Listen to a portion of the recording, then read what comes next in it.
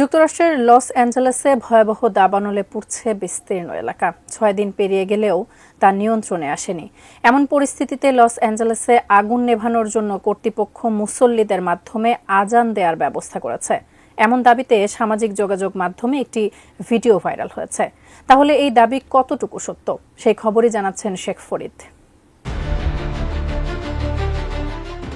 ইতিহাসের সবচেয়ে ভয়াবহ দাবানলে টানা 7 দিন ধরে জ্বলছে যুক্তরাষ্ট্রের লস অ্যাঞ্জেলস শহর।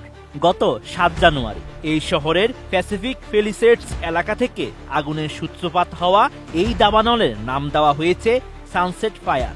ঝোড়ো বাতাসের কারণে আগুন আশপাশের এলাকায় আরো দ্রুত ছড়িয়ে পড়ে। এই ঘটনায় অন্তত 24 জনের মৃত্যুর তথ্য জানায় আন্তর্জাতিক গণমাধ্যম। এমন পরিস্থিতিতে লস অ্যাঞ্জেলেসে আগুন নেভানোর জন্য কর্তৃপক্ষ মুসল্লিদের মাধ্যমে আজান দেওয়ার ব্যবস্থা করেছে। এমন দাবিতে সামাজিক মাধ্যমে একটি ভিডিও ভাইরাল হয়েছে।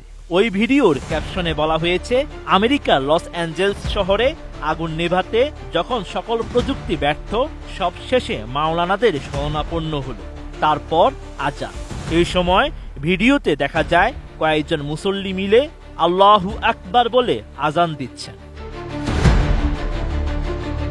ডিজাইন, এলিগেন্স, বিউটি, সেরা পণ্য সবার জন্য জেভিকো। আমির বিন সালাম নগরী নামের একটি অ্যাকাউন্ট থেকে গত 13 জানুয়ারি ভিডিওটি বেশি ছড়িয়েছে। ওই পোস্টে 2000-এর বেশি রিয়াকশন এবং 5 লাখেরও বেশি ভিডিওটি দেখা হয়েছে। এছাড়া ভিডিওটি 5500-এর বেশি শেয়ার করা হয়েছে। তবে কমেন্টে ভিডিওর সত্যতা জানতে চাওয়া হয়েছে। আবার এটি ভিন্ন জায়গার ভিডিও উল্লেখ করেও মন্তব্য করা হয়েছে।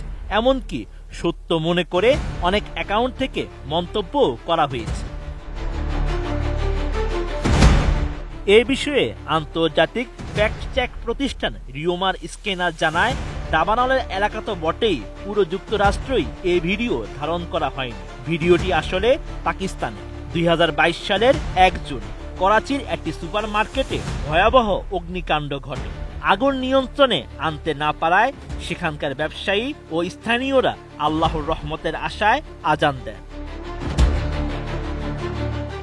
এই পুরনো ঘটনার ভিডিও এখন নতুন করে দাবানল প্রসঙ্গে ছড়িয়ে দেওয়া হয়েছে, যা সম্পূর্ণ গুজব। বিশ্বস্ত তথ্য যাচাই ছাড়া এই ধরনের গুজব শেয়ার করা থেকে বিরত থাকার পরামর্শ দিয়েছেন বিশেষজ্ঞরা।